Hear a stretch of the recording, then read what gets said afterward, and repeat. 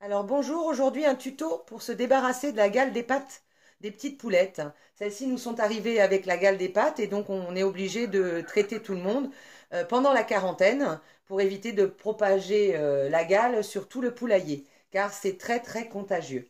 Donc un bain d'eau tiède avec de la bétadine rouge qui va permettre de décoller les croûtes. On trempe bien, on attend un certain temps, la poule elle adore ça. L'eau est tiède, c'est bon pour elle, vous la voyez, elle est très calme, notre petite Honey. Elle ne tremble pas, elle est sage. Donc ensuite, on va prendre une petite brossette, une brosse à ongles, surtout à poil souple, pas trop dur, parce que ça blesserait la petite poulette. Donc ensuite, on prend la pâte, qui est bien imprégnée, et on frotte dans les deux sens pour essayer de décoller, la gale. D'ailleurs, ça en décolle des morceaux, on le voit bien, ça tombe. Donc on n'hésite pas à monter sur le haut de la pâte et même en dessous parce que cette saloperie se met partout. Et on fait la même chose pour la deuxième. Alors il est bien entendu que comme la gale de pâte est très contagieuse, une fois que vous avez terminé les soins, il faudra désinfecter tout le matériel et si vous ne portez pas de gants comme moi, de bien vous laver les mains après le soin et bien les désinfecter. On retrempe les pattes un petit peu pour décoller le reste et on prépare des petites compresses pour pouvoir sécher les pattes. Donc ensuite on sort la poulette du bain, on la pose éventuellement sur du papier journal ou du papier sopalin pour déjà sécher un petit peu les pattes. Ensuite on prend la petite compresse et on tamponne pour sécher au maximum. Ouais, je n'apprécie pas forcément. Je préférais le petit bain chaud. Donc ensuite, on prend de la bétadine jaune, celle qui désinfecte. On met une petite compresse en dessous et on badigeonne les papates avec la bétadine.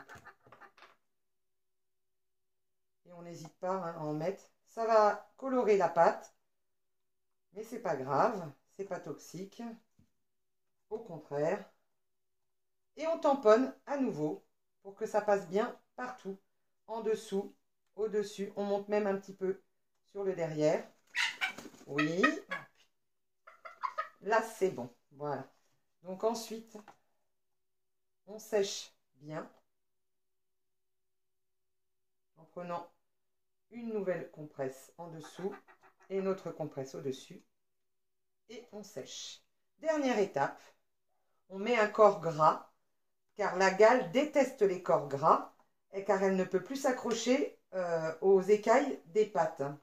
Alors nous on utilise ici de la vaseline médicinale, mais vous pouvez aussi utiliser de l'huile de cuisine ou même de l'huile de cade qui peut se trouver dans les magasins spécialisés et si possible bio pour éviter certains additifs, parfums, etc. que les bêtes ne supportent pas. Alors surtout on masse bien pour bien faire entrer le corps gras partout, du bas jusqu'en haut, on n'hésite pas parce que la gale peut se propager jusqu'en haut des pattes.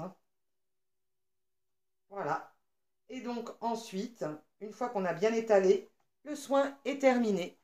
Donc à bientôt pour un autre tuto. Et n'oubliez pas, pour éviter la propagation dans le poulailler, de mettre une souche de cendre au fond du poulailler et éventuellement de la terre de diatomée par-dessus qui, grâce à la cendre, ne sera pas humide et gardera tous ses effets pour traiter cette fameuse gale de pâte et éviter qu'elle se propage ailleurs, y compris pour les poux. À bientôt pour un prochain tuto.